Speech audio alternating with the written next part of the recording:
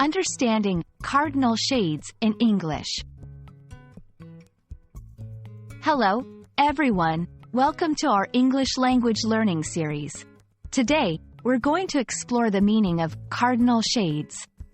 This phrase might sound a bit complex, but don't worry, we'll break it down together. By the end of this video, you'll have a clear understanding and be able to use it confidently in your conversations. So, let's dive in.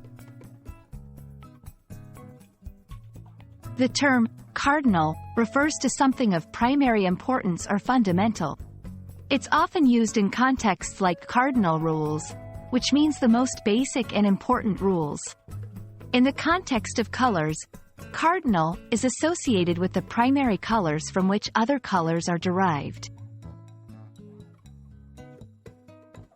Now, let's talk about shades. In the English language, a shade is a particular form of a color, especially when it's darker than the original color. For instance, navy is a shade of blue.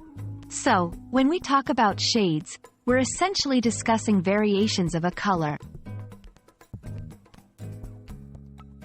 Combining these two terms, cardinal shades refers to the fundamental or primary variations of colors. It implies the most important or basic shades in a color palette, typically the ones from which other colors and shades are mixed or derived. To better understand, let's see some examples. In art class, we learned about the cardinal shades of red, blue, and yellow.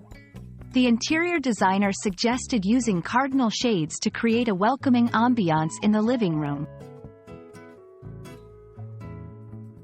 And that's it. Cardinal shades refers to the primary and most fundamental shades of colors. I hope this explanation clarifies the concept for you. Thanks for watching, and stay tuned for more English language learning content. Until next time, keep practicing and have fun with your English language journey.